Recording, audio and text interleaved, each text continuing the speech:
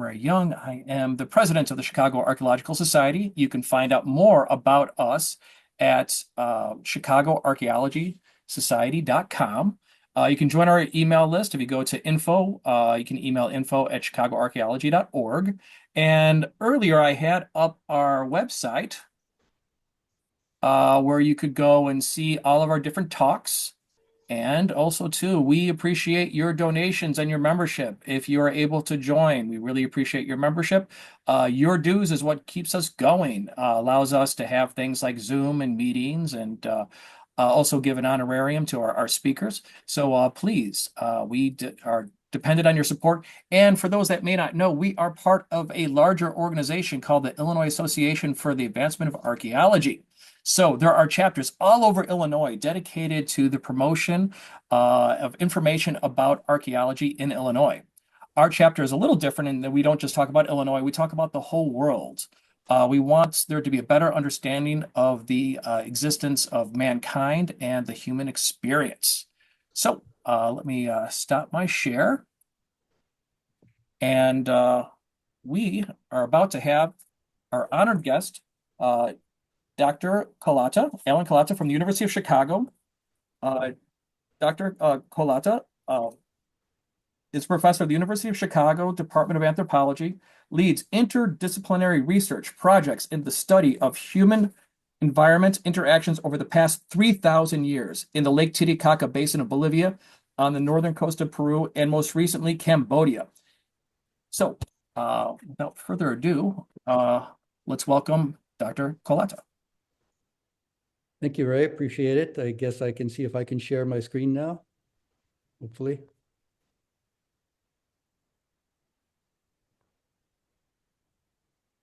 Can you all see that? Yeah, you got it. Yes. Okay, wonderful. Well, I appreciate this invitation to speak. It's been a long time coming. Every time I have received a couple of invitations, but not been able to accommodate it because I've been in the field. So it's a delight that I am here and able to give you some insight into the kind of research that I've been doing. And this is work that I really began back in 1978, so quite a while ago, and continued really up through the early 2000s, looking at the area of Lake Titicaca, and particularly the domain of the contemporary Aymara people. And so I am returning to the Andes soon in archaeological research coming up in September. I'm beginning a new project in Peru, in this case, in the area of Cusco down to Puno, which is basically the upper right of your screen here, basically the area that I'll be returning to, because my heart is really in the Andes. And so I'll give you an idea of some of the work I've been doing here, previous work, and perhaps a bit of a foreshadowing of the next project. But here, this is an image you can see of a satellite image, an old satellite image of Lake Titicaca. And the reason I put this up here is just to give you a sense of this environment. If you can see it from the satellite view, you notice, of course, the center of this, of course, is the enormous Lake Titicaca itself, divided really into two basins.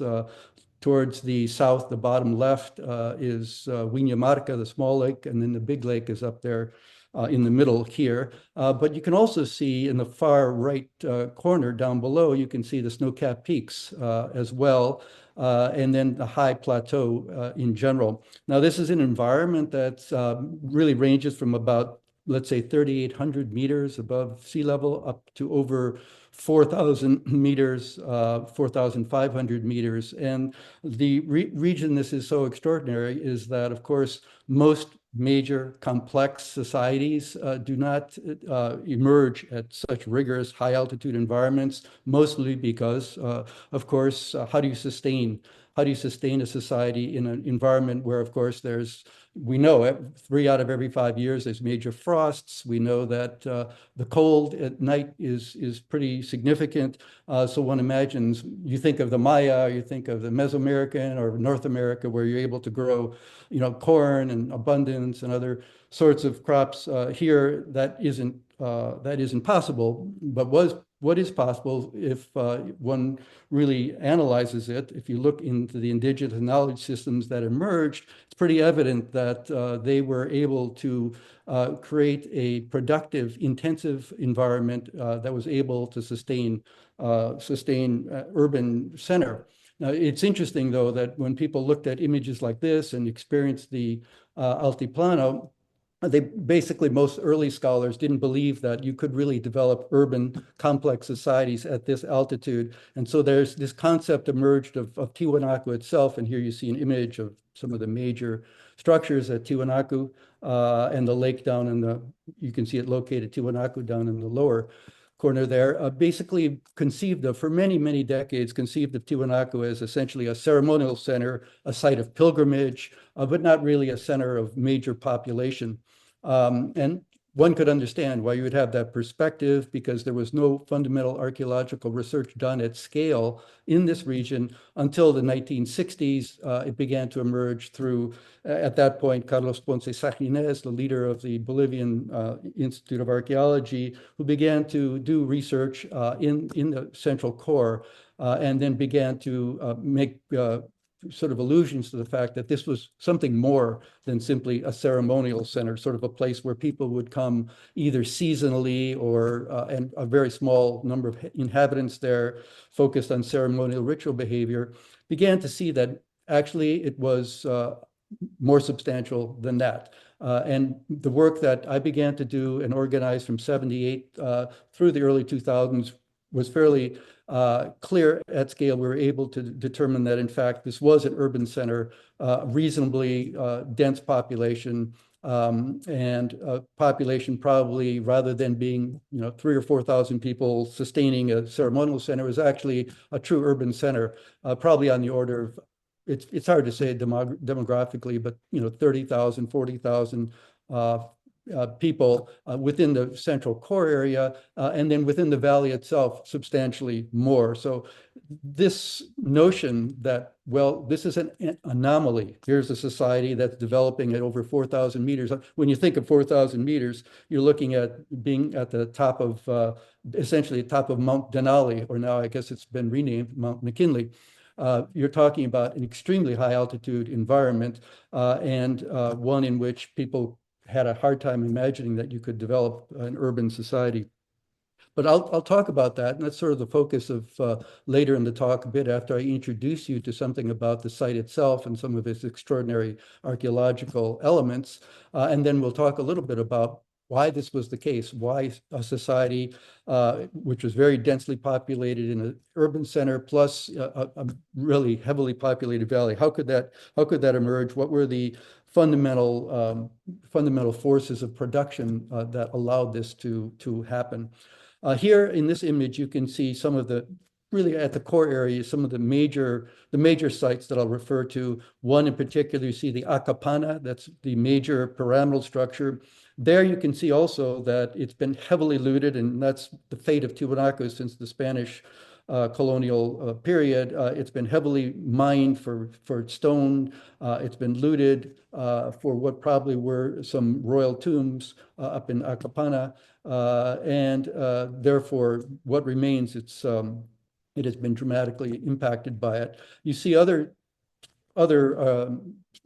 structures here as well, the so-called semi-subterranean court, the Kalasasaya, a main plaza area, which I'll look at, the Putuni, which we excavated in great detail, which is a palatial compound. Part of it, there is a palace structure in it that we dubbed the Palace of the Multicolored Rooms, because each room had a different color, blues, greens, yellows.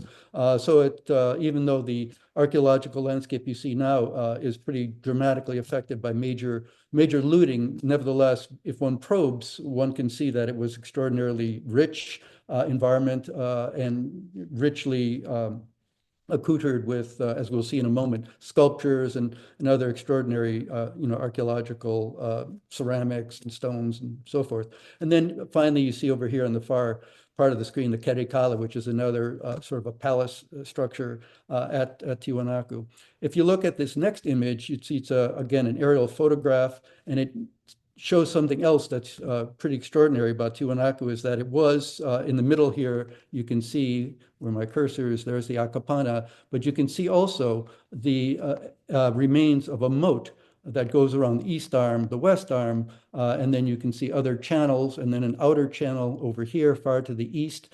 And what this is also quite extraordinary with respect to the division of social space in Tiwanaku. So we now know it is an urban center, and we also know that this core area within the moated area, is for the elites. Almost all of the residences within there are, again, the palaces are relatively high status. They enjoy access to a few of the items I'll be showing you in a moment, sort of rich textiles, ceramics, uh, and wood, the kinds of things that would have been really the sumptuary goods, you could call them, those associated with what I believe was a royal dynasty and elite nobility living in the center in this domain of the moat. Now, the moat is more important as a for two reasons. It's functionally important because it actually drains in the rainy season up here. It can be dramatic, and it does drain the center dramatically. So that is, it has a functional, you know, objective, but it also is a symbolic, an important symbolic element, which essentially divides social space into the elites in the core and the retainers and other people outside. And over there, you can see the designation Akapana East Channel.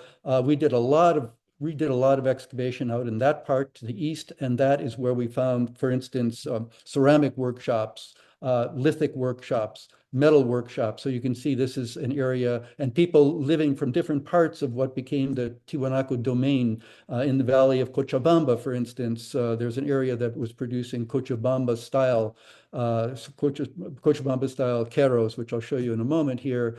And so this is an idea that Tiwanaku itself was accessing different ethnic groups, different occupationally specialized groups who were resettled around here and basically lived within Tiwanaku, in short, to serve the patrimonial households, the households of the elite. Out in the countryside beyond this, we did quite a bit of other work, and the other, I guess you'd say, the secondary settlements and tertiary settlements, where we did find a lot of a combination of some elite wares, but also sort of the more domestic wares. So it's clear that, you know, the bulk of the population was not living within Tiwanaku, even though it reached perhaps up to 25, 30, 40,000 people. Those were really all the people servicing the elite households and the royal, what I believe was a royal dynasty. But then the bulk of the population was living out in the rural areas, and that's what's reflected here. There's another element here which you see down in the lower part of the image of kochas. Kochas are basically artificial, both natural and artificial ponds. And those ponds are really interesting because they provide obviously fresh water, but they also served, from what we can tell from our archaeological research, as essentially what you would call watering tanks for camelids, for llama, alpaca.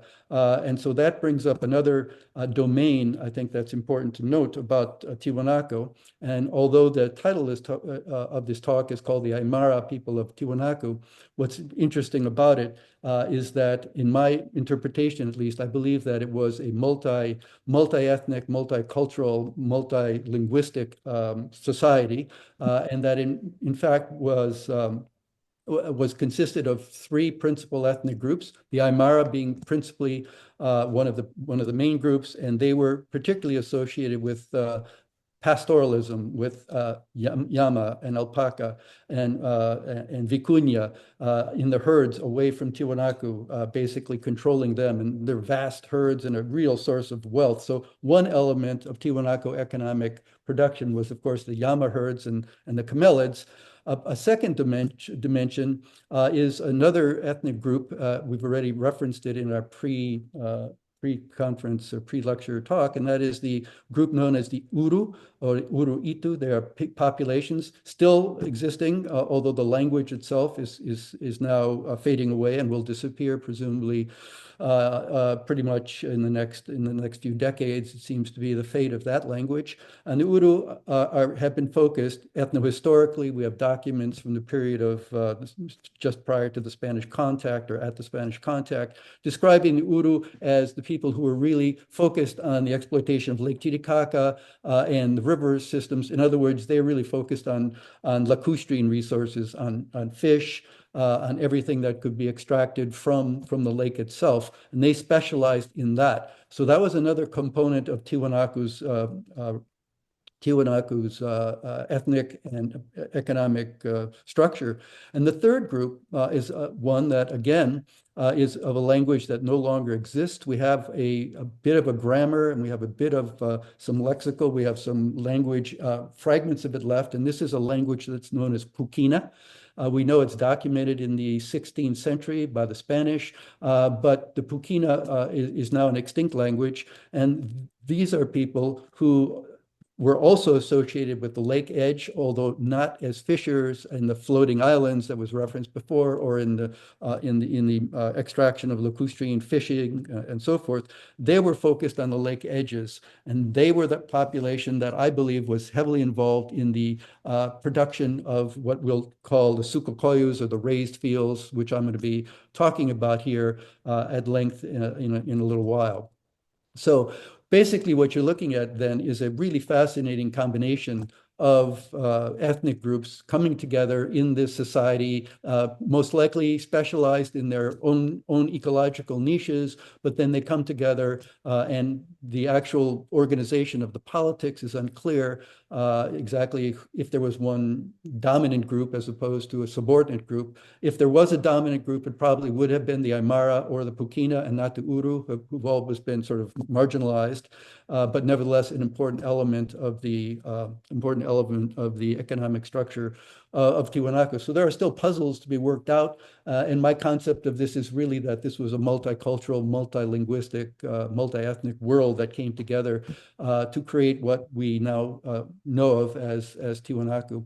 So let's take a look at Tiwanaku, and I'll talk a bit more about why I like to focus on the agricultural landscapes, because in my mind, some of the greatest achievements of the Andean peoples, not simply Tiwanaku, but also, of course, pre-Tiwanaku on the coasts of where I've also worked in north coast of Peru with the Moche and the Chimu populations there, major hydraulic agriculture in the highlands, of course. Anyone who's been to Machu Picchu or to Cusco knows of the incredible terrace systems there. And then, of course, for Tiwanaku, we'll be looking at another form of intensive agriculture known as raised field or agriculture, or sukukoyus in Aymara, Waru in Quechua. That goes by number of names. But the point really here is that some of the greatest monuments of Andean society can be found in what I call the terraforming. That is the completely reshaping of large landscapes into productive lands. And that's where the wealth flows from. These are agrarian societies. The wealth flows from production of these kinds of crops, whether they're potatoes or quinoa or corn, maize, or any other range of crops, amaranth grains, produced in such quantities that they create a surplus, which then, of course, is what's powering sort of the economic underpinnings of these societies is there. So when you look at it and you think of, great societies elsewhere, you think of, well, Egypt or the Maya, everyone focuses on the monumental architecture, Tenochtitlan, the Templo Mayor in the Aztec world. Really, when you think of the amount of labor that goes into those structures, it's actually quite trivial when you compare it to the labor that was invested in this terraforming, this really reshaping of the landscape, which also relates to something that we'll look at quickly here, having to do with the iconography and some of the stone stela that we'll look at in a moment. It has to do with this notion of the relatedness of the populations with the landscape. The belief, for instance, that mountains were animate creatures, that they literally interacted with population. In the Aymara world today, basically the Aymara consider the mountains to be kin. They give them kin names. They have, the sort of mythical legends and notions of the mountains in the evenings get up and talk to each other. They have their own kinship network. So there's this notion that the the natural world is not simply something we act upon, it's something we interact with. We're in intimate relationship with them. And that's what I learned over more than 3 decades of working there. I learned a lot about it. It's a different ontological scheme of, a world that's animated. And I'll show you a particular structure here, the Akapana, that really brings that home. This idea of the mountains themselves are alive. But before that, I wanted to show you this image, which is the image of the Kalasasaya temple precinct with the semi-subterranean temple to the right. In the background is the mountain landscape. On the other side of that mountain landscape is the area I'll be looking at in a moment. This is called the Taraku Peninsula, and on the other side, there's an enormous valley known as the Katari Valley, which was one of the major sites of this agricultural system I want to concentrate on here. But first, let's take a look at the center, get an idea of some of the major monumental architecture, and talk a little bit about this notion of how the religious world of the Aymara, the cosmological world of Tiwanaku, was really revolving around this notion of the intimate relationship between humans and their sustaining landscape. So here you see it, you have an image of the Kalasasai itself. You see these are great areas where people can come together and converge inside the temple itself. So you can imagine these as the background or the interacting architectural scene, as it were, almost like a theater, a performative theater where rituals were taking place, rituals of integration, rituals around fertility, the kinds of things you can imagine when you imagine a landscape that's animated and you rely on that landscape as much as the landscape, interacts with you. And there's an interesting sort of metaphorical couplet, I guess you would say, that has become quite well distributed and known for the Aymara, and that is in the contemporary sphere. They talk about uh, we eat the earth and the earth eats us. The idea that we do sacrifices to the earth in order to receive the benefits of, in this case, of a plant. So in the Aymara world, the potato plant is not something that's planted and emerges as some sort of just instrumentally to produce food. It's also a relationship where you see the growth of the potato is analogized to the growth and the vitality of the human body. So there's all of these interesting linkages which are reflected we see as well. I think we can interpret it fairly confidently that this was going on in the world of Tiwanaku over 1,000 years ago.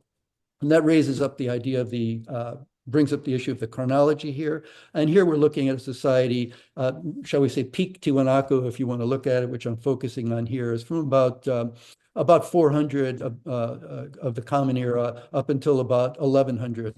So that period of time, formerly known as AD, from 400 to 1100 AD.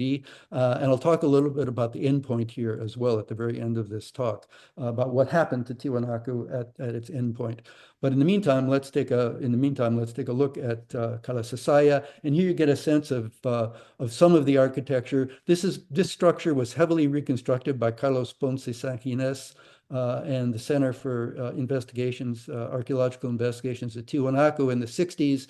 And of course, there's a lot of problems with it because it was heavily devastated. A lot of the stones you see here were taken by the Spanish to construct the cathedral, for instance, the church, major church in Tiwanaku itself, and so it's heavily looted. But this is basically some of the reconstruction to get a sense of what this site may have looked like in its centralized core. And in the background here, under the looming gray clouds, you can see the Akapana pyramid over there.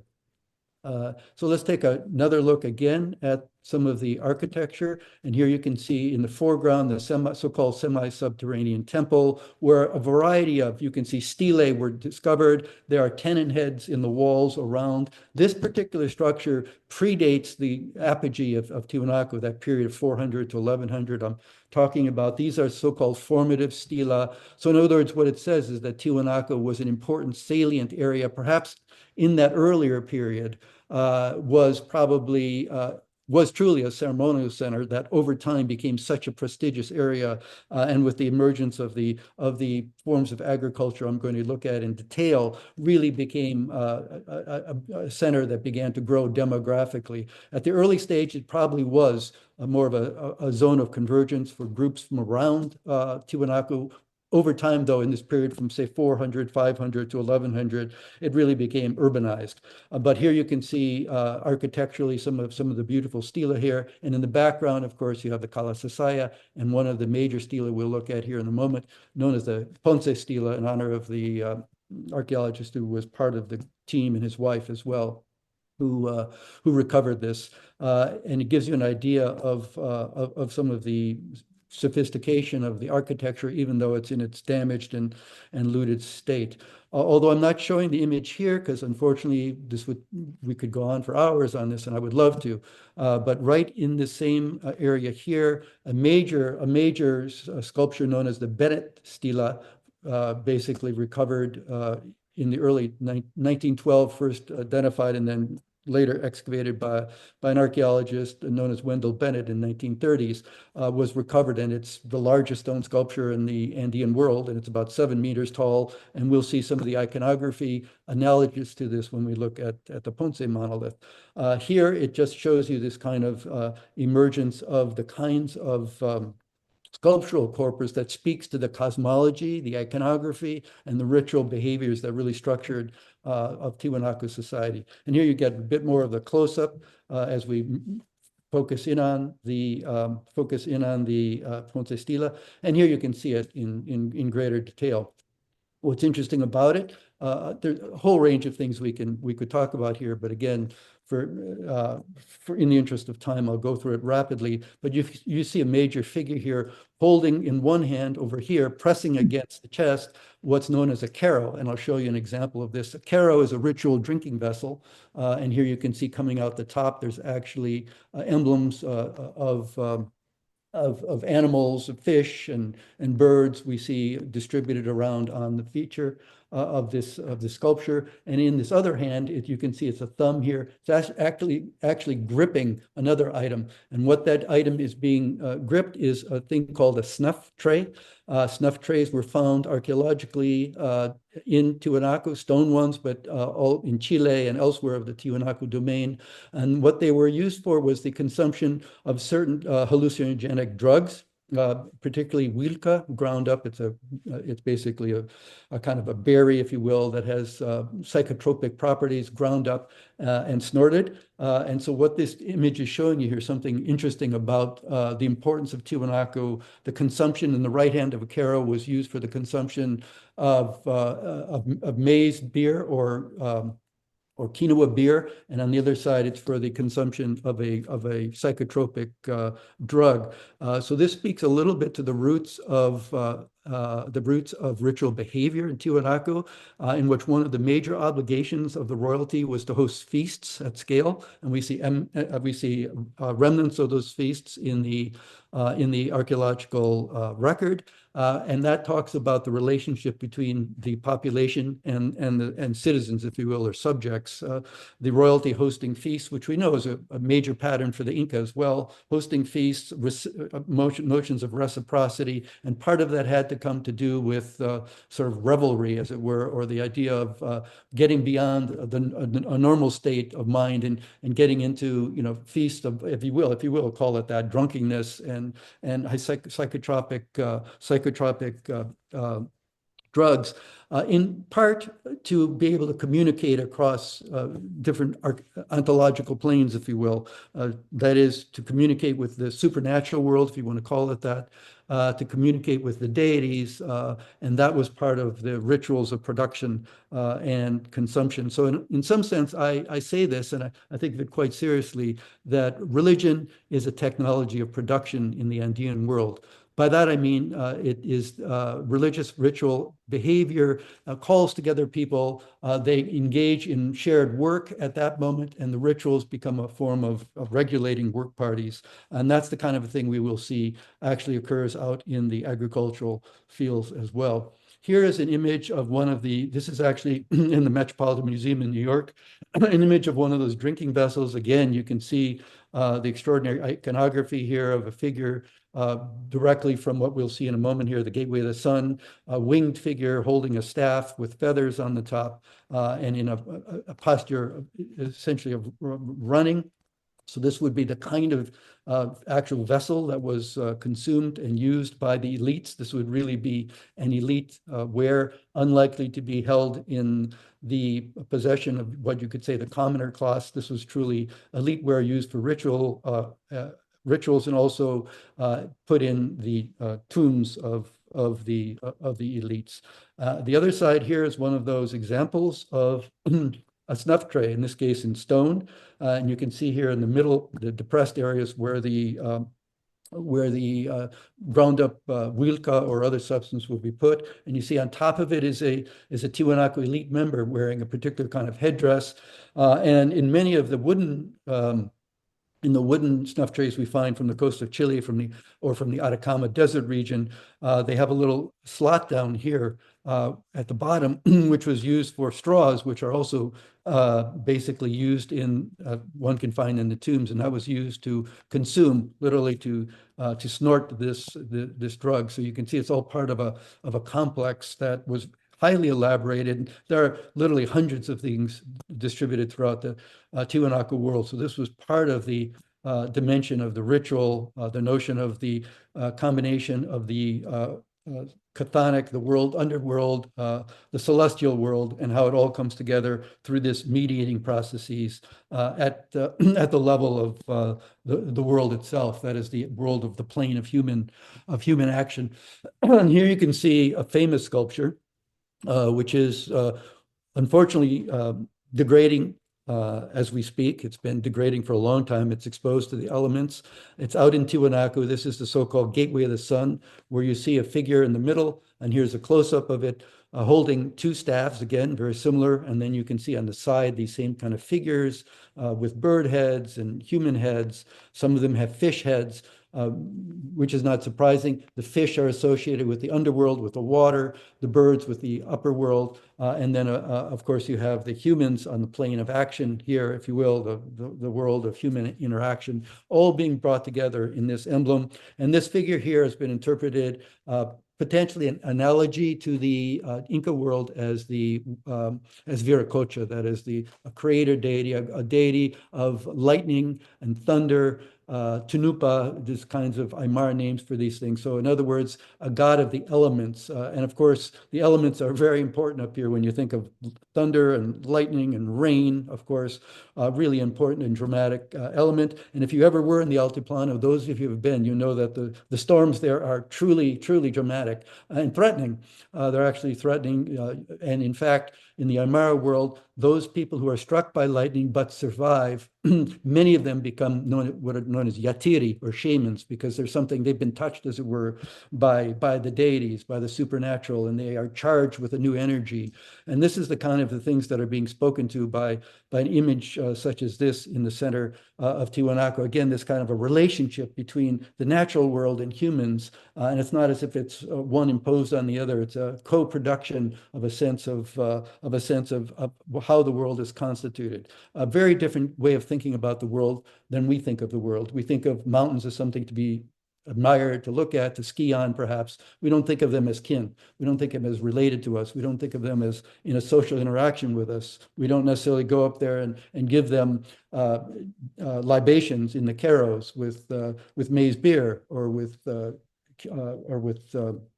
quinoa beer. So that's that kind of a thing you have to understand when you think of the Andean world, this intimacy between humans and their landscape. Other elements of Tiwanaku material culture that I'll go on here. Again, I don't want to go at length. We could go on for hours on the beauty of this, but here you see this four-cornered hats, which are really emblematic of Tiwanaku, and it shares with another society that was contemporaneous with it, an imperial world on the other side of the lake, on the Peruvian side, known as Wadi. They have these extraordinary four-cornered hats, again, with a lot of emblems that are drawn from the iconography you can see here, of course, of the Gateway of the Sun. Very abstracted, very beautiful, incredibly labor-intensive, really a kind of the value of this in terms of to Tiwanaku society was extraordinary because, of course, costuming status is reflected in the kinds of clothing you have, and this is an important dimension of the world of Tiwanaku. And here is another stela. Again, you see the same iconic holding of grasping over here, a snuff tray, and then holding against the chest a kero. So this is part of the way Tiwanaku structured the world. And in the background, you can see here the Akapana Pyramid I'll talk about here now. And then back here is an important mountain range known as the Kimsachata Range, the three peaked range over there. That was really an important dimension of the relationship between the city of Tiwanaku and its landscape. So here is another dimension of it that I think is important to note, and that is that it's likely that the Kalasasaya was related, as was the Gateway of the Sun we looked at, the figure holding the two staffs, was likely also a calendar, an agricultural calendar. There's many interpretations of it. One of those is, of course, we do have these solar alignments. We have also stellar alignment. It's a sort of a sidereal lunar calendar. So there's, in other words, celestial phenomenon that were tracked by the way the Kalasasai in this case was constructed. And here you can see, of course, this wonderful image of the sun setting and coming through, illuminating the gate, and the stela that would be here would be illuminated by the sun setting and rising at different points of the year. And here is one example of a solar calendar that's been reconstructed by a scholar. I can't guarantee that this is accurate, but it is one of the many ideas that you're looking at the December solstice, and you can see it's marking certain elements of the stone structure, the zenith passage, the end of the planting season, the equinox, start of the planting season, nadir passage, and the June solstice. So the idea here is that these aren't just sort of placed out, structured by humans without them really doing archaeoastronomical observances to kind of align, as it were, the forces of the celestial world with the human constructed world. And here you can see is a good example of that. Let me then go quickly here to the Akapana again, and I have the image here, because this is one of those structures which was unexpected in our excavations that went on through the 90s and into the early 2000s. We found something about this structure that was actually quite extraordinary. And that is reflected in this particular image here that you can see here is a really unfortunately contemporary reconstructions, but here is the original structure here. And one of the things I want you to focus on is this structure right here, this little passageway. What this passageway is a tunnel, and the tunnel threads through to the platform above. There's a second tunnel that goes through here inside the pyramid, and this is repeated over 7 steps. It's a 7-step pyramid. This also occurs in another major structure, which I haven't referred to, the Pumupunku, which also has this structure in which there are tunnels that thread themselves inside the pyramid itself. Let's call it a pyramid, a step platform. And what makes it fascinating in particular, if you go back to this site, you can see again the step pyramid, but at the top where it's heavily been looted, when we did excavations up here, we found essentially the remnants of foundations of what we interpret as, and I think probably accurately so, as priest quarters up here. But the main point to remember is that in the middle, there was like this sunken court here, semi-subterranean sunken court. There was an equivalent court larger than that up here. And what that court did was, again, for sites of ritual up high, but it was also a court that in the rainy season collected water. The water was collected, and basically in the rainy season, there were sluice gates, and the gates were opened up, and the water would flow through the pyramid. So it's flowing through the pyramid, creating what I have called a water mountain. That is a mountain that really is animated and alive. Water flows out and it flows down and into that, eventually into the moat that you saw earlier. So this is basically when you think of analogized to a mountain, that's exactly what it is with respect to the Kimsa Chata range I mentioned. When I did a number of recounted in one of my books, pilgrimages into this area, it became pretty evident that this area here, that the Akapana was essentially a simulacrum, sort of a mimetic recreation of the mountains of Kimsay Chata, because on the mountains of Kimsay Chata, you have a similar pattern, a natural pattern of canals diving down through the mountain, gushing out on terraces, and then threading its way up all the way down the mountain to, again, replicate this pattern of water flowing through a mountain to create this water mountain.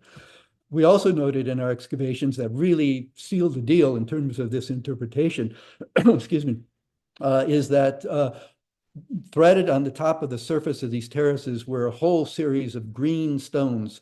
And green stones, of course, associated with the color of water. And those green stones only come from a certain area in Kimsachata. So basically, what the people of Tiwanaku were doing were taking stones, taking a piece of the mountain, the sacred mountain of Kimsachata, incorporated in their own human-created sacred mountain, and recreating this notion of a water of fertility, a mountain of fertility. Another interesting dimension of this is not just simply the flow of water through this pyramid. It's also something that is quite extraordinary. When I was doing this pilgrimage with my Aymara family members, say I adopted into the family members, is this notion that the acoustic effect of going up into these mountains, you can really hear water roaring and then going into the underworld as we're inside the mountain and then coming out again. There's this whole kind of literally the animation of the mountain is literally the mountain is really speaking to you with the gushing of water. Well, what's fascinating about the Akapana pyramid, I work closely with a hydrological engineer, a great friend and colleague, Charles Ortloff, and he did a computer model of what this water may have been flowing through the Akapana pyramid, and he ended up with the notion that this would have had an acoustic effect. In other words, the mountain itself would have been, the pyramid itself would have been trembling and essentially roaring as well, just like the mountain. So you can see there's this, this is really a tangible archaeological evidence of this idea of the Andean world where the mountains themselves are alive. They're animated, they're in interaction with you, you're in social interaction with them. And you can see no better example of that than in this particular structure. And then, of course, other elements that we found in our excavations were structures, sculptures such as this, which is a kind of a sculpture that's known generically as the Chacha Puma.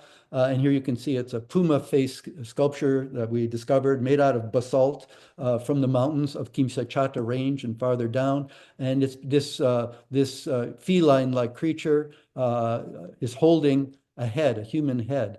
And so you can see this notion of human sacrifice was also part of it. It's not at the scale of, say, the Aztec you may be thinking of, but there is a notion of head taking, the importance of decapitation. We see that as part of the Tiwanaku world, part of its military organization, the capture of other ethnic groups and sacrifice. And so head taking is part of this. And it's a whole domain of analysis and interpretation that I would love to get into because it again speaks to the importance of blood, of sacrifice, of blood analogized to water, of the flow of blood in order to communicate with the supernatural world, to be in an intimate relationship with it. But again, what I really want to get to now, so I don't overstay my welcome in talking and have time for questions and answers, I'll move quickly here to this other dimension of what made this all possible. What made the idea of a urban center and a population that may have reached over 1 million within the valley, 500, 600, 800,000 within the valley of Tiwanaku and adjacent valleys, and a core center of 30, 40, 50,000 people. How could you sustain that up at 4,000 meters and above?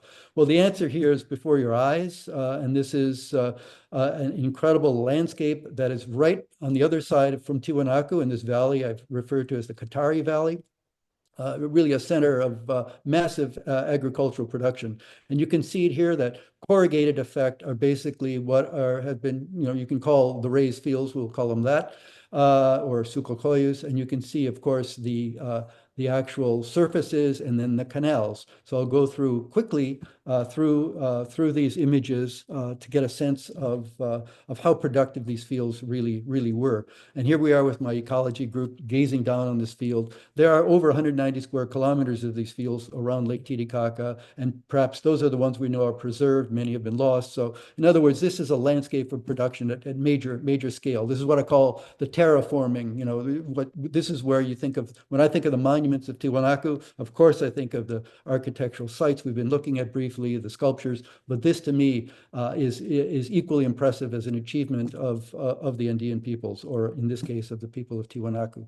So I'll go quickly through it to show you, animate this, if you will. Here you can see it in the dry season. You can see salt encrusted. And here you can see that same landscape with a close member of people, one of my compadres and his daughter back in the day. And here you can see in the rainy season, this sort of salt encrusted landscape turns green. And you can still see the remnants of the old canals filled with water.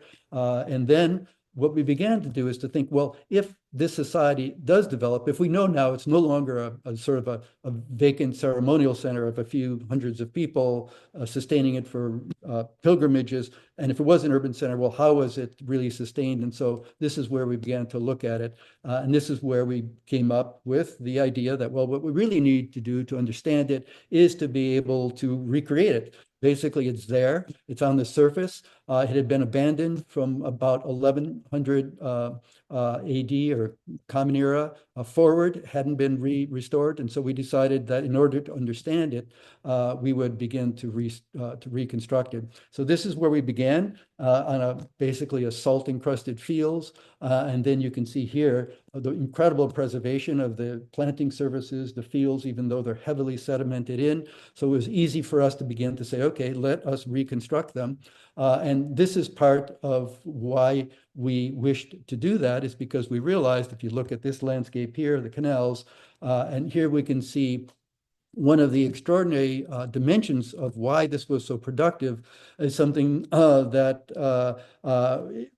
we did in terms of doing, again, a computer modeling of this to find out that these canals serve as a vector of heat storage and transfer. And basically, what you can see here again is the canals. You can see the gravel, subsoil, the topsoil, the growing plants in the top, and then these arrows are showing you that during the day, these canals absorb incredible amounts of solar heat. I mean, they become actually very warm. And then at night, as night descends and the cold descends, and the real problem with frost begins to occur in the contemporary agricultural landscape. As I mentioned, 3 out of 5 years, there's major frost, killing frost. The fields themselves serve as a solar heating device. They provide a kind of a heat envelope. It radiates out over the field. So one of the major technological innovations is literally solar heating of agricultural fields that otherwise would be impossible to produce on at the risk of frost damage. The second dimension of it that's absolutely extraordinary is that it also acts as what you can say colloquially is a fertilizer factory. And here you can see what's happening here, a particular kind of a plant. Right here, you can see it's known as azolla. It's a water fern, automatically, essentially, naturally colonizes the canals between fields. And what this particular plant does is it fixes atmospheric nitrogen. In other words, it's basically going from non-biologically available nitrogen. It's brought in, it's transformed here. The azolla then decays into the fields. And there, what you find out is that it becomes a kind of a fertilizer factory. Organic matter is recycled. You see it in this image on the left. And then basically over time, and we see in our excavations, one field in particular, we saw in the archaeological record at least 7 different resurfacings of the surface. So basically what you have here is a solar heating device plus a fertilizing device, all packed in one, because of the nature of how this thing was structured. So then how does this work? What does this mean? These kind of 2 elements, the frost mitigation device and the fertilizer. what kind of a productivity could we imagine developing? And so we begin, I'll show you a sequence of groups of people. In this particular case, is a village known as La Caya, where I did quite a bit of work for over the years. We began to work with the community to reconstruct the fields. And here you can see the restoration of the canals. And over on the right side, if you really look at this, you can see multiple layers of the ancient fields themselves, field surfaces. And then here we are doing a reconstruction with our group.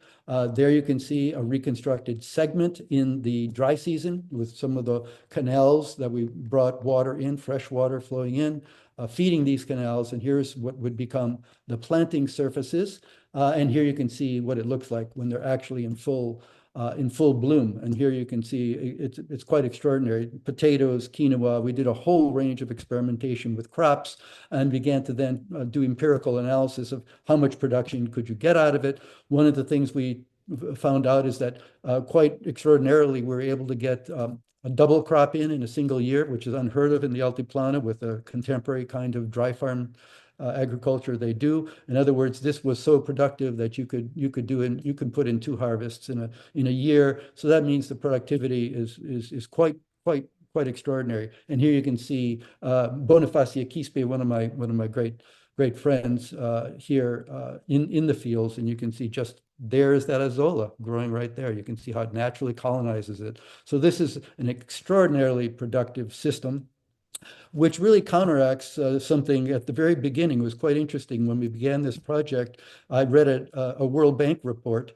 that basically talked about this area and a then USAID report saying that this is really a marginal landscape for agricultural production. It's really only useful for some pasturage. But beyond that, really, there was a recommendation that the people who live here really should recolonize the area over the mountains here down into the more tropical areas of Santa Cruz, because you couldn't really have major agricultural production here. But obviously, the puzzle of why did you have an urban center from 500 AD to 1100 AD, clearly this whole notion that this was a marginal landscape by contemporary agronomists was not the case, because you kind of have to understand the indigenous technology, and that's what we tried to do. And then this is the harvest going on. You see a mother's group working here, harvesting. You can see all the potatoes in baskets. And here's one of my favorite colleagues, now gone, who was both a Yatiri and one of the first people to say, let's try this out. Let's experiment with this. Extraordinary fellow. And here you can see him looking at something that's also quite extraordinary for the Altiplano. We also planted, apart from traditional crops, we also planted lettuce, which is not heard of. So it just shows you to experiment with, does this solar heating effect really work, and the fertilizer effect? And it does, and we can see it there. And then here you can guess, I'll just show you one graphic to give you an idea of the different varieties. We chose two different varieties of potatoes. And this graphic shows you on the left what I call strong communities, that is the contemporary communities who were really committed to doing this and really put efforts into it. They did the fertilization, did the weeding, did all that was necessary. And they were able to get a yield up here of about, in the best cases, 20 metric tons, 24 metric tons of potatoes. Now, to give you a scale for that, in the best cases, in the non-raised field agriculture, you would be able to get perhaps 8 metric tons, 3 to 8 metric tons. So you're looking at production that is twice, 3 times what it is with a non-raised field technology. And the weaker communities were doing 8 because they themselves were not as committed to it. So the social dimension of labor was also something we were experimenting with. But the end result is what we saw here was that now the puzzle of how you can build a complex society, an urban society in the Altiplano, I think is partly solved by virtue of this extraordinary landscape of production in terms of the intensive agriculture. But again, recall early on, I talked about this was probably a three ethnic group, a multi-ethnic group and multilingual society of Tiwanaku, of the Uru, you mentioned, working the lake, and here you can see the lake. The Pukina, particularly focused on the raised field agriculture we've been looking at, and then the Aymara in particular focused on the herd. So when you think of the extraordinary productivity of Tiwanaku, the raised fields are one of the major components, of course, but then you think of coordinating that with the herds, the llama, the alpaca, both as cargo, as for caravans, but also as meat, and the fish. It's an extraordinarily productive protein, grains, vegetables being produced at scale in an environment that the World Bank dismissed as something really not very productive at all. They don't have historical sensibility. They didn't realize that this is what really was happening. The people of Tiwanaku and the Andean people in general are extraordinarily, the word is resilient, but they're also incredibly brilliant at manipulating and terraforming entire landscapes, which is not done, today at the scale they were doing it then. So if you had this productive society, I'll end with this because I've already gone quite longer than I anticipated. I'll end with, well, what happened? Why did this happen? Well, one of the other dimensions of our research we worked on was the issue of climate change, which is on the agenda for today for all of us. And here we began to work with a colleague working up in Peru at a place called the Calcaya ice cap, just north of Tiwanaku, and this area of raised fields here. And we began to look at ice cores, and the ice cores told a tale that in a particular period of time, there was a period of the distribution, basically the sediments being put into the ice core that showed that there was likely a major drought that began to affect the area of Tiwanaku. And here you can see that drought with the scale there. You can see that Tiwanaku, in this later Tiwanaku period, 800, had rainfall sort of course, very much variable as it is anywhere. It's variable up and down here. But then right here in this period that comes in right around 1040, you can see a major drop in mean rainfall level change here, where you get sort of back and forth. The rainfall is much, much less, and then it's only restored around 1300. So you're looking at a period of over 200 years of drought. And so very few societies can basically survive a drought if you're invested in a landscape of production that's so dramatic as this, where you really have put in, as it were, intensive capital investment in an agricultural landscape. And then if you have a drought, that begins to mean that entire one major component of your economic system is drops out. And this is where we see in this period of time, precisely after about 1140, 1150, you see a deurbanization. There are still many people occupying the Altiplano, but they refocus particularly on herds. The sites themselves are smaller scale. They're distributed. They're everywhere, but they're much smaller scale. And basically what you see is a decomplexification of society because this major component of intensive agricultural production is lost. So I want to just end this talk here with, here's an image from today. You can see the difference of the productive landscape. But I also want to end it with an image here of my compadre, Don Cesar Calizaya, and his wife, Doña Delia, doing something that is extraordinarily, shows you something extraordinary about the Andes, and that is this continuity of ritual practice. Ethnography, in other words, is one of the major elements where we can interpret the past through the lens of the present, because many of these same concepts of the relatedness of the landscape of Pachamama, Mother Earth, Mama Cocha, the idea of the lake, the idea that these are, supernatural, if you will, supernatural elements that are part of daily life. And here you can see in this image here of Doña Delia with coca leaves, casting it on what's known as a misa. Here she's laid out her textile, and here she is casting coca leaves. And this eventually ends up being a particular ceremony, I hope a whole sequence here, which would be another talk about the misa. I'm doing a book on agricultural ritual. And this is all part of just to say that there is a continuity in the Andean world that we don't often see in societies that basically decline, and there is not the same kind of continuity from in a sense, the pre-colonial past. Today there are still hundreds of thousands of Aymara speaker. The Uru and the Chipaya languages are basically gone, but we still see this kind of continuity, and the continuity, the long-term belief system is still out there and provides us with really sources of insight into how to interpret a world such as Tiwanaku. So with that, I'll end. and hopefully open it up for some. And I apologize if I went too long. As my students know, I could go on for hours and hours on this, but I don't want to assume too much of your time. Well, this is fascinating stuff. Thank you so much. It was When a I pleasure. look at the blanket here with the coca leaves on it, I remember something that I heard in Peru is that when the sacred places were taken from the native people, they had to adapt and do their rituals on blankets so that they could quickly grab what they have and run if they needed to. Mm. Yeah, well, there's certainly there's a whole campaign of the called extirpation of idolatries in Peru and Bolivia in the early Spanish colonial period. So yeah, there's that adaptation, resilience, but the persistence is also important to note. The persistence of the same ritual and religious practices are still there. Obviously, with transformations, there's a syncretism with Catholicism and with Christianity in general. But nevertheless, the deep roots of this, which is what I'm working on now, are clearly still there. Well, we have several questions. Lori asks, what is the time frame for the creation and occupation of this area?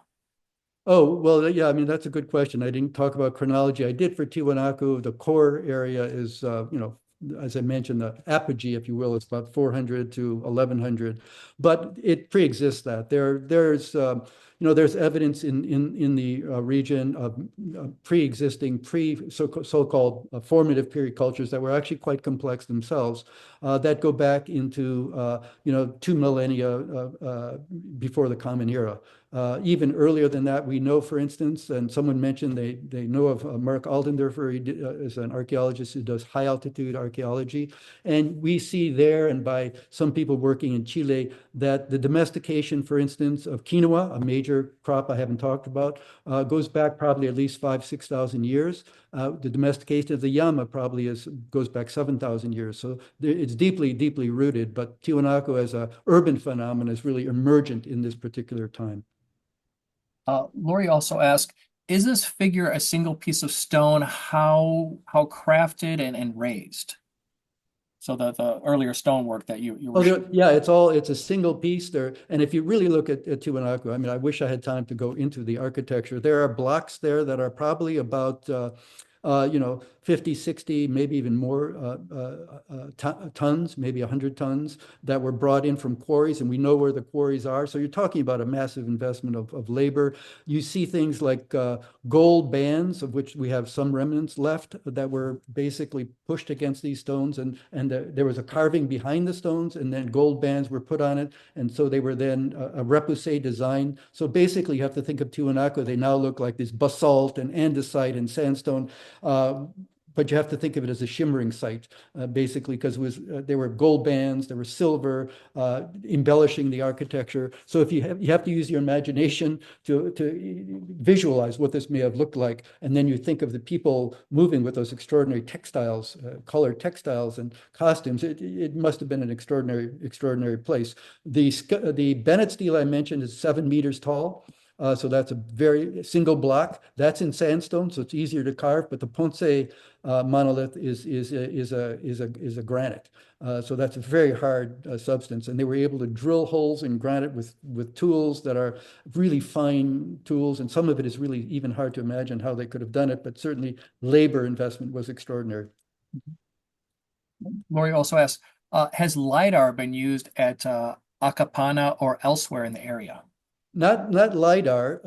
I mean, basically, we have used, though, geophysical techniques have been used there at Acapana and Pumapunku, not LiDAR specifically, but ground-seeking radar. So we do see many instances of, subsurface canals, residences, some of the what the fact actually the very first work I did was sort of a more primitive form of geophysical prospecting, which was known as electrical resistivity work. The very first work I did in 1977, 78 in Bolivia was doing that. And that did show evidence for these voids within the Acapana pyramid, suggesting there's something going on here. And it was only later when we did the excavations, we found this system of tunnels that conducted water from the temple on top, from the sunken temple on top down through.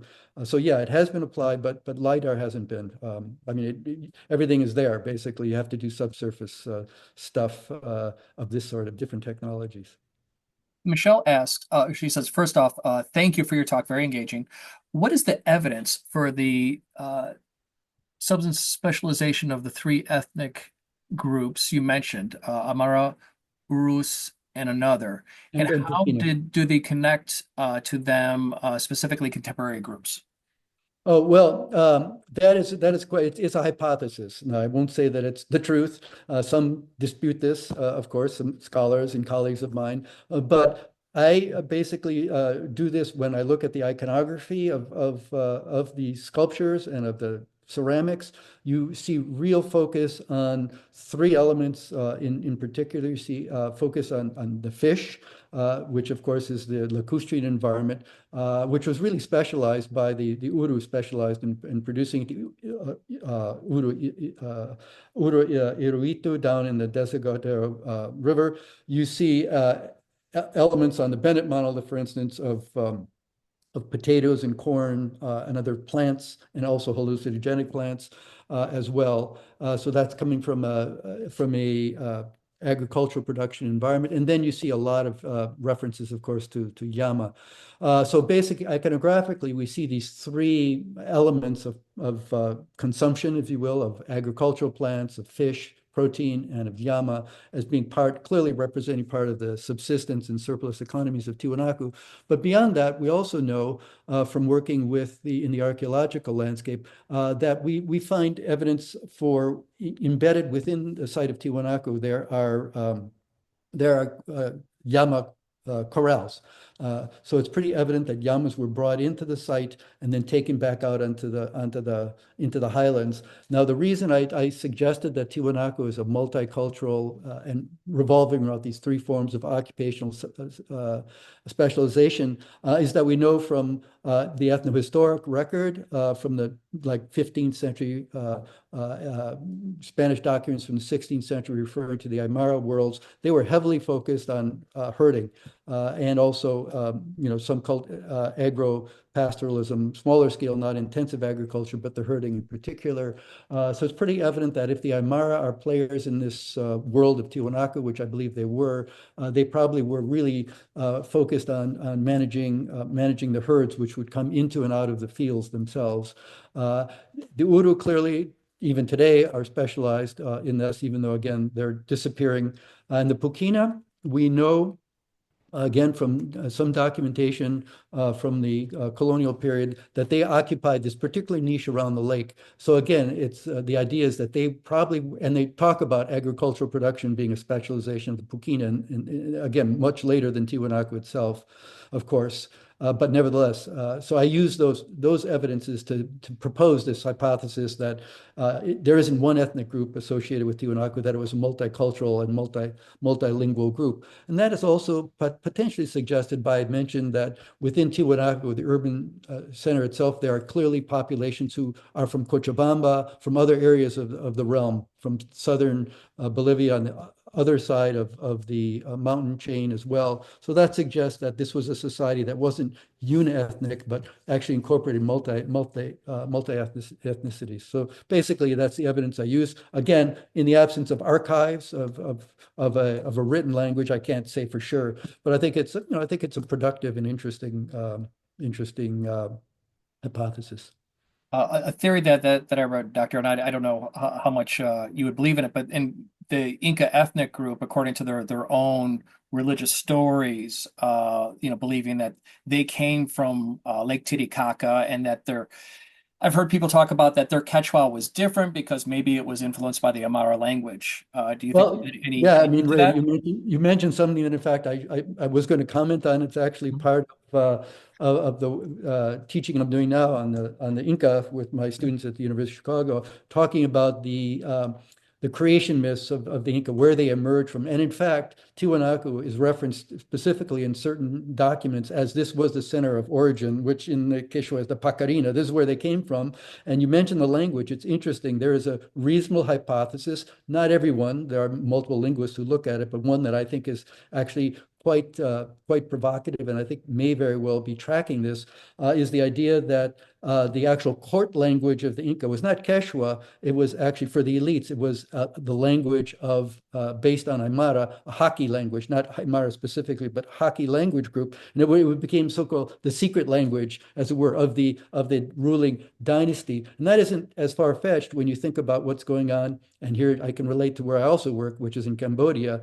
If you know about how you address the current king of Thailand, or the former and current king of Thailand, use a form of language that is not Thai specifically. It's actually a dialectic variant of Khmer, which is basically the idea is that the Khmer Empire incorporated Thailand, and then the Thai, invade, and all this interaction happens. But the court language and how you address the king of Thailand is through this language. So very similar, and analogizing it to the case of the Inca, it's quite probable or possible. Another element that makes it more probable is if you've ever been, I definitely suggest everyone goes to the site of Ollantaytambo in the so-called Sacred Valley. There and in other sites, you have kind of architectural stone carving that's absolutely, you could take it from the Pumapunku from Tiwanaku and place it there. It's pretty evident that there was a tradition, a shared tradition, maybe even Aymara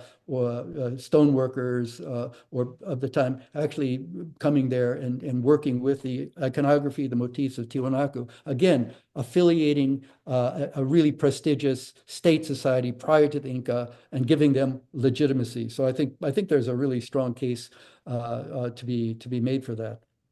Right. Lori asks, are the plants also used for animal feed?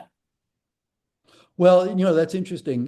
Most of that is grazing in the uplands away from the lake basin, so it's up in the high. So that they're not used. They're not used for forage, particularly because the grasses they're grazing on there, the ichu grasses and the other native grasses are what really the llama and the alpaca and vicuña, and of course the guanaco is a sort of a wild camelid was grazing in those pastures. So they weren't being fed any form of what would be human consumption. Just a comment from Dan Malone. Thank you. Yeah. And Lori asked, the stone figures I meant was that the tall stela holding the cup snuff tray. Right. Actually, both of them, well, three of them, it's sort of a cannon. They hold in one hand, they press a cup against the chest, and the other one they're grasping. You can see the thumb grasping this element. And many of the snuff trays you can see are actually interesting because they're not all of them are rectangular. Some of them have like an indentation in the middle and they flare out. So it's something where you could literally put your hand around and hold it.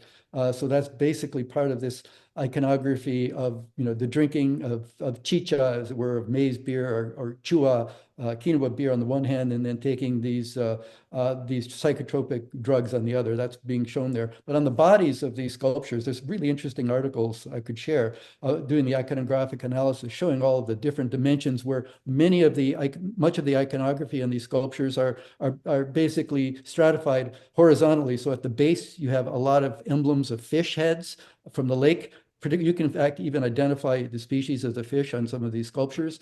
They're from Lake Titicaca. There are some river fish as well. That's at the base. And then at the top in the crowns, and you have images of raptors, of eagles, of hawks. So you have this kind of interplay between the chthonic world, the world of the watery world above, and then the celestial world with the raptors above. It's sort of this, and then the figure itself is emblematic of a living mountain in some sense, a piece of, and these are literally pieces of the living mountain that are brought into Tiwanaku. They're the granites and sandstones from quarries where we know where those quarries are. So that is sort of, again, this idea of like the Akapana pyramid, the interplay between human altered substances like stone for stela or the Akapana pyramid that are really part of the mountain that are being incorporated into it. So this sort of dialectic or the interaction of landscape features, mountains, and humans. Dr. Dale Simpson has a question for you. Okay. Dale, Oh, am I asking this live? yeah, Okay. yeah, go for it. I was just going to say thank you very much for the lecture. As always, I find your material quite stimulating. My question was during the famed Erickson Kolata debates, Yes. about your Wadu Wadu interpretations, especially those dealing with collapse. You noted that in some instances, extreme environmental conditions reach thresholds beyond which complex forms of social organization cannot preserve. Do you still believe this to be true, or has thinking about archaeological discussions of collapse changed? Well, they certainly have changed. There was certainly as you mentioned, my debate with Clark and with others, to this day, there was just recently an article sort of on both sides of this. My most recent article on this was published with Lonnie Thompson, who did a lot of the work on the Kelkaya coring, in which we do sustain that, in fact, there is a threshold that this drought was truly significant. It went on for 230 years. It's very difficult to imagine a society that can be as resilient as that if you're particularly a society that's urbanized. Not to say that there was a complete depopulation. I never would even suggest that. In fact, we see many more sites in the post-Tiwanaku world, but they're much smaller and they're distributed, and they seem to be much more focused on pastoralism and smaller scale. And then there's also defensive structures, and sort of there seems to be an environment in which there's more of a scarcity of resources. So I still do maintain that. But interestingly enough, there are two recent articles, one which came out, which looked at coring in Peru, which basically essentially substantiates the work that we're doing on environmental transformation, that it was radical, that in fact did lead to a social crisis and an eventual dissolution of urban society. But another one that came out, in fact, a couple of my graduate students were part of that article saying, well, actually, the chronology doesn't quite work out. Tiwanaku was declining before this drought really set in. So in other words, the debate is still live, which is great. I mean, I'm all for it. I love the debates. I will maintain that my particular perspective has a strong and robust paleo-environmental, as well as I debate them on the chronology. I think it's sort of interesting. But another dimension of this too, it speaks to a different kind of what shall we say, the way one interprets things. There's been a trend recently to essentially say that Andean society, although it is very resilient, or this is what Clark says, everything could be done at small scale. Those raised field environments I showed you were actually the product of multiple small scale societies that it looks like it's a big integrated landscape, but it really isn't.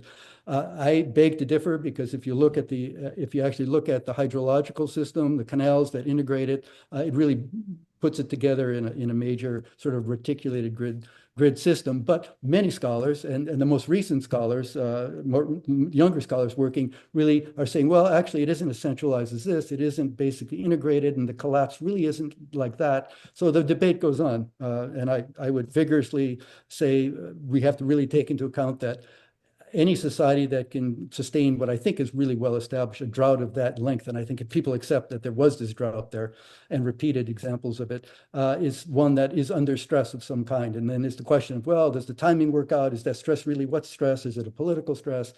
So again, that's an ongoing debate. Yeah, no, that's great. For my paleoecology class in grad school, we had to highlight how can archaeological work benefit us for the future.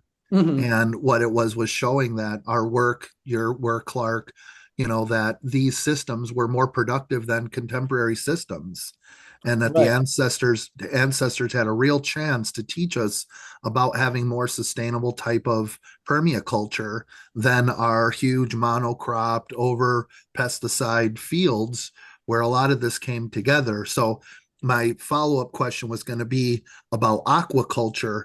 What Mm. do we see for evidence of aquaculture within the water sections of the Wadu Wadu? That's something we do have in some of the excavations we did there. We did find quite a few, and I'd have to go back into my database here. I haven't revisited in a while, but we did find quite a bit of fish bones and also bird bones, which suggests that there probably were, like, it was being colonized by different kinds of species of fish and aquatic birds. Now, the question whether it's aquaculture, whether it's like fish farming, or is it's an open question. I don't know if that's the case, whether it's a natural colonization, they were exploiting that, or whether it was actually being somehow productively facilitated. That I can't really I can't really speak to, unfortunately. Thank you One for your time.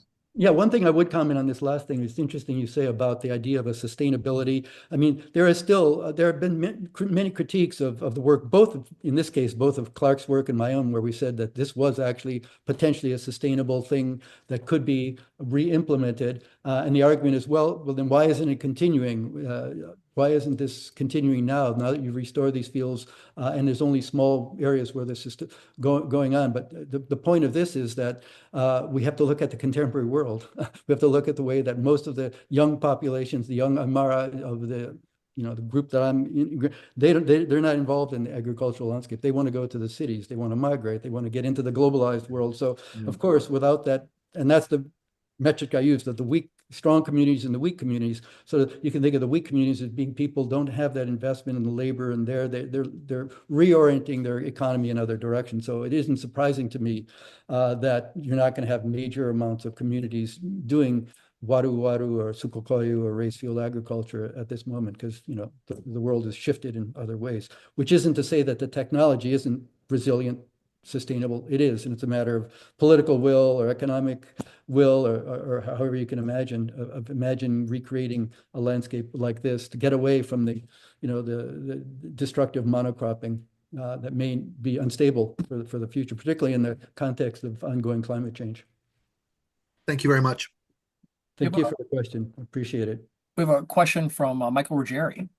Yes, Dr. Kolata, I found your talk so fascinating. It's not often that we get to see an archaeologist who has made a seminal discovery by way of your work with the raised field system. That's something that, we all look for, and you're one of those folks who have made that kind of discovery, and that makes your talk so valuable. So I have a couple of questions. I was watching the field system, and I was wondering, did they stretch the canals all the way to the mountain range so that they could get more water when the water came down the mountains? Did they stretch to the mountains? Yeah, Second- well, yeah, go ahead. Did you have My another? second and third questions is how much fish could they harvest for 800,000 population? What kinds of fish, and what were their major meat sources? So those are my three questions. Okay, in inverse order, major meat sources would be llama. We have real evidence of llama butchering everywhere at scale. So they had vast numbers of llama, and llama meat was a major source of protein, vitamins. I mean, it's truly, truly incredible. When I think of what are they eating there, at first I thought, well, of course, it's, what today, potato and whatever. But in fact, when you look at the feasting and you look at the actual household excavations we've done, everyone had access in Tiwanaku to llama meat. So that was basically a major source of protein. Fish also, we have, hundreds of thousands of fish bones in our database. A lot of it is sort of the native catfish, and there's both river fish and fish in the lake. So sort of the indigenous fish, which are actually reflected in the sculptures, as I mentioned, the fish heads called the boga, particularly fish. Again, we know that it's a lot because if you're looking at llama and fish, those are the two major components of protein, as it were.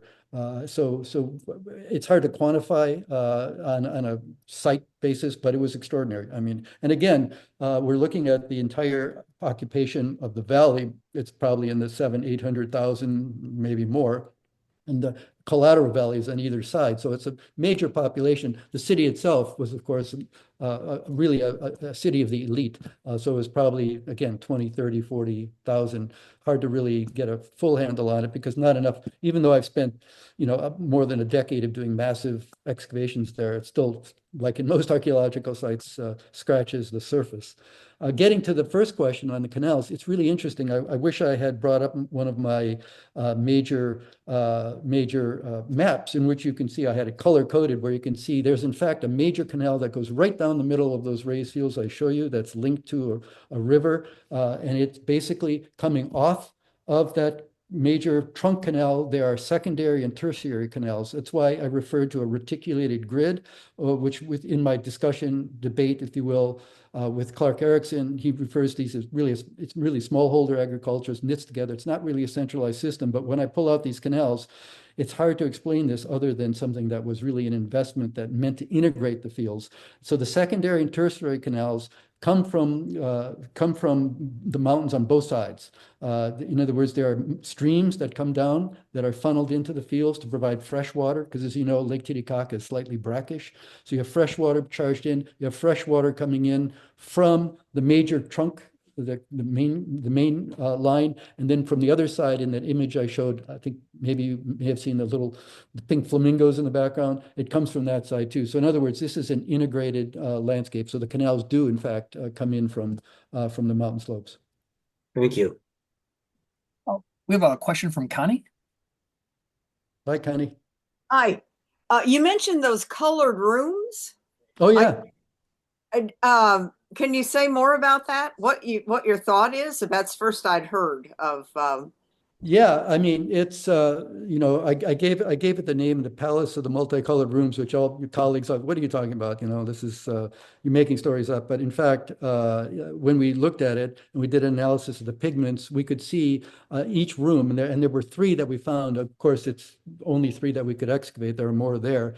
One room had blue on the wall, sort of like a stucco-like element. It was blue, and we found fragments of it on the stone.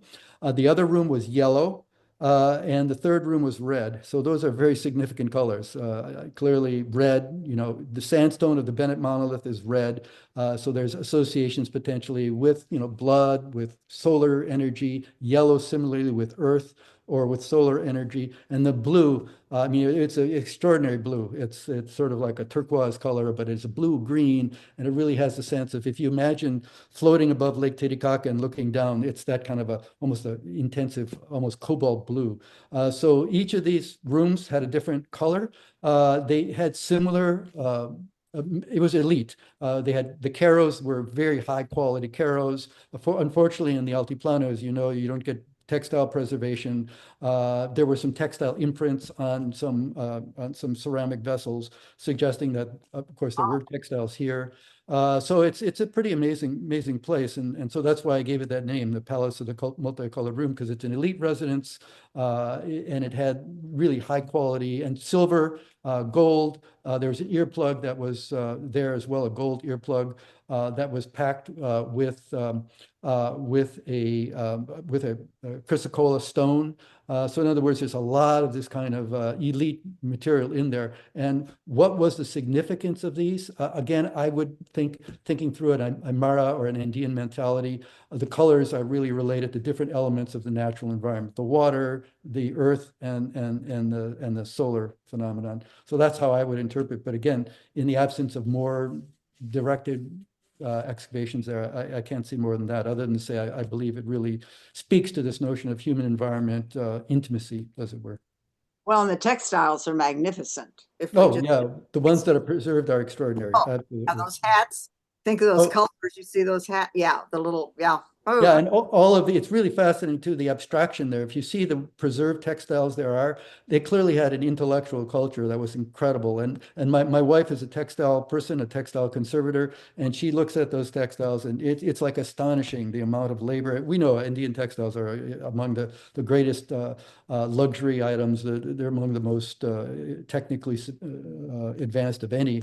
And the colors, if you look at them, are really interesting. And the iconography, because you get elements of a fish here, an eagle there, a serpent here, a llama there, and it's brought together in this kind of really interesting, and then human figures as well. And just working through I'm not an art historian, but art historians working on it, it's an incredibly rich ideological iconographic field that has still yet not been completely understood, but it's clearly open for a lot of analysis.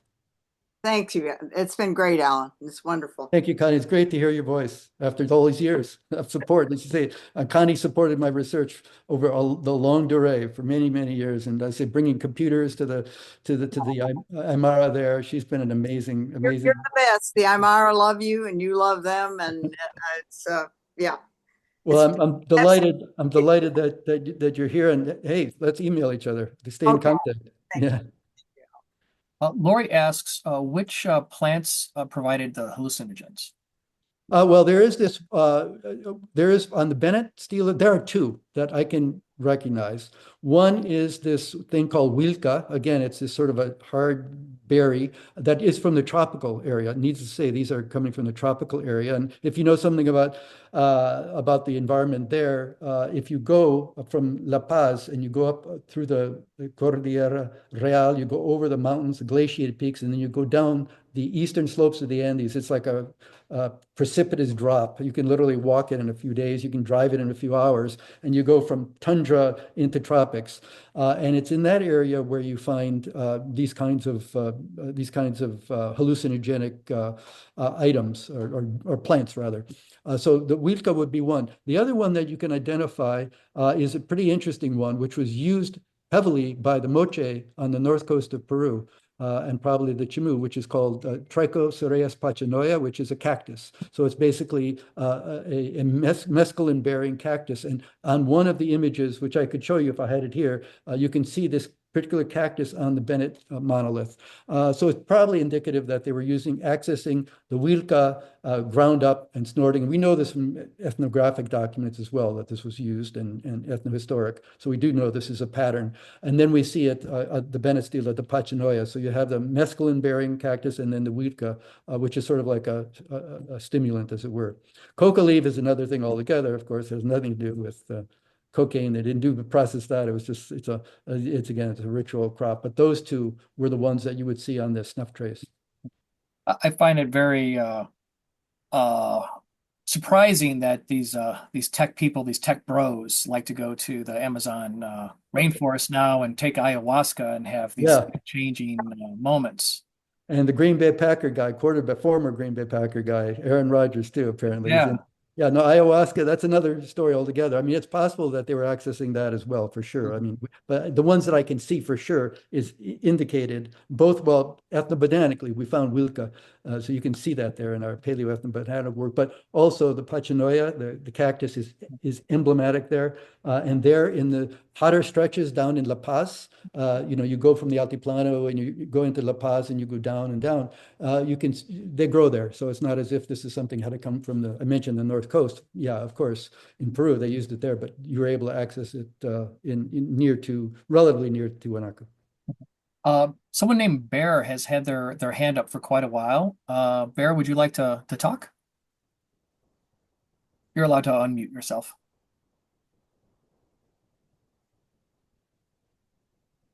All right. Well, Bear is looking for the unmute button, or if you want to type in your question, either way.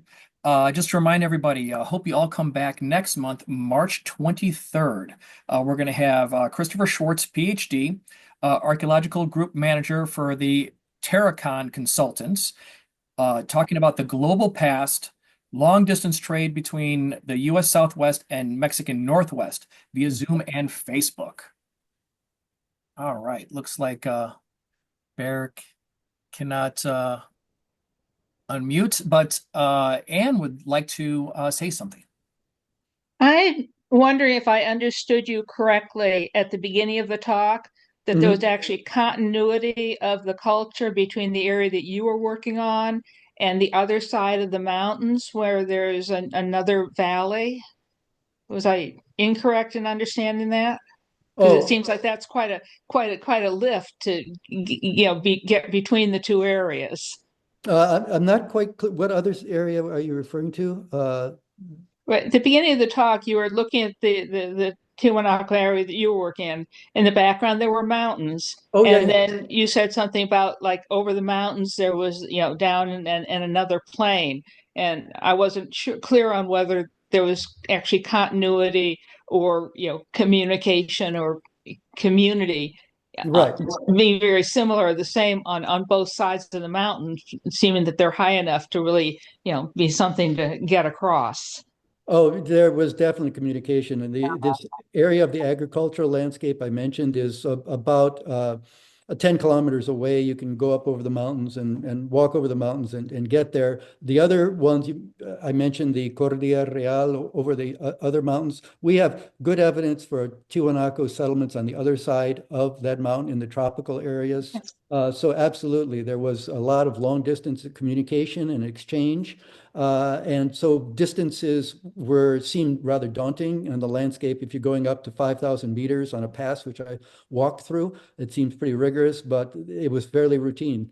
They were able to communicate and at long distance without question. And they also at Tiwanaku, I haven't talked about the broader phenomenon of Tiwanaku as a state or whatever you want to refer to it as. But there are colonies, basically. They established in Atacama, interactions in southern Peru, in Moquegua, Cochabamba, in the Yungas areas, as it's called, to the east, in the eastern slopes. So absolutely, there was a lot of communication and cultural exchange.